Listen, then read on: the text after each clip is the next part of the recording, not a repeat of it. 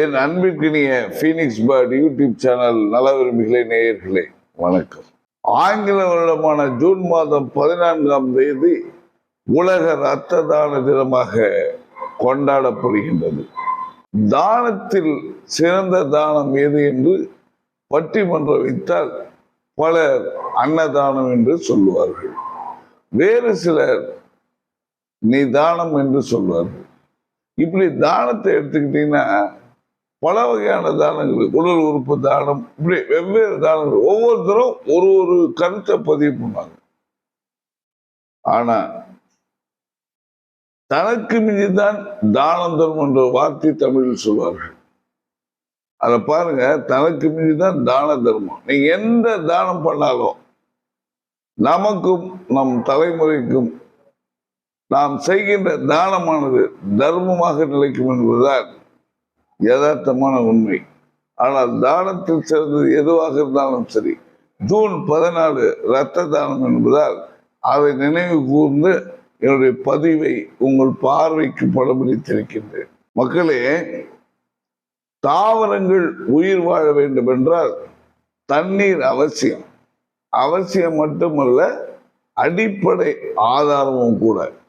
அதுபோல்தான் மனித உயிர்கள் உயிர் வாழ இரத்தம் அவசியம் மட்டுமல்ல, அடிப்படை ஆதாரமும் கூட.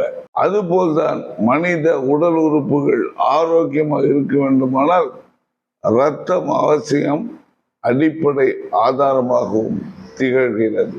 ஒருத்தர் இரத்த தானம் செய்யும்போது அது அவருக்கும் நன்மையாக அமைகிறது.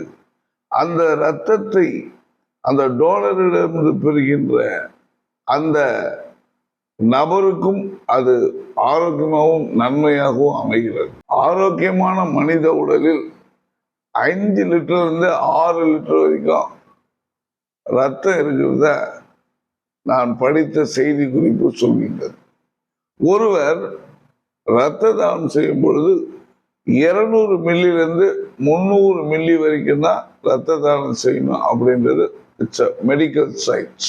8 வயது முதல் 60 வயது வரை உள்ளவர்கள் இரத்த தானம் செய்ய தகுதி உடையவர்கள் எனவும், அவர்கள் 45 கிலோவுக்கு மேல் இருக்க வேண்டும் என்பதும், அது மட்டுமல்லாமல் அவர்கள் உடல் ஆரோக்கியமாகவும் இருக்க வேண்டும் என்பதுதான் மெடிக்கல் சயின்ஸ் நமக்கு தெளிவுபடுத்துகின்ற விஷயம்.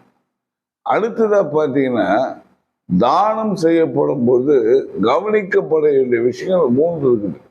ஒன்று, இரத்த தானம் செய்பவர்களுடைய இரத்த அழுத்தம், பிளட் பிரஷர், நாடி துடிப்பு, அவருடைய ஹீமோகுளோபின் அளவு, இது 3ம் இரத்த தானம் செய்வதற்கு முன்பு கவனிக்கப்பட வேண்டிய ஒன்று. அடுத்ததா பார்த்தீங்கன்னா, தானம் செய்கின்ற அந்த இரத்தத்துல வெள்ளை அணுக்கள், சிவப்பு அணுக்கள், பிளாஸ்மா என்று 3 வகையாக அந்த இரத்தங்கள் பிரிக்கப்பட்டு அதிலிருந்து நோயாளிகளுக்கு சிகிச்சை அளிக்கக்கூடிய வசதி இருப்பதாகவும் கூறப்படுகிறது.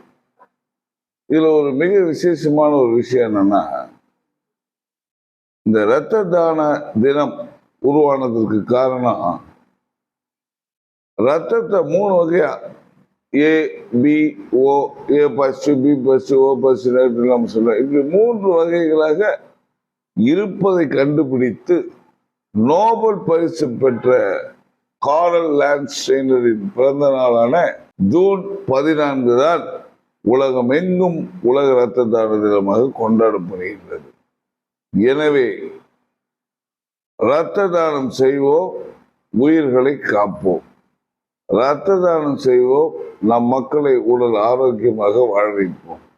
இந்த உலக இரத்த தான தினத்திலே உலகம் எங்கும் உள்ள பிளட் டோனர்ஸ், பிளட் டோனிங் அந்த முகாம் நடத்திய மருத்துவர்கள், தன்னார்வலர்கள், ட்ரஸ்ட் போன்ற பொதுநல அமைப்பை சார்ந்தவர்கள், இது போல இருக்கிற எல்லாருக்கும், உலகம் எங்கும் உள்ள இந்த பிளட் டோனர்ஸ் சம்பந்தப்பட்ட அனைத்து தரப்பு மக்களுக்கும் இந்த நல்ல நாளிலே என்னுடைய நன்றியும் வணக்கத்தையும் என்னுடைய பீனிக்ஸ் பேர்ட் சார்பாக உங்களுக்கு தெரிவித்துக் கொள்கிறேன். இரத்த தானம் செய்வோம், உயிர்களை வாழ வைப்போம். நல்லா இருப்போம், எல்லாரும் நல்லா இருப்போம். ஜெயிக்கிறோம், நம்ம எல்லாரும் ஜெயிக்கிறோம்.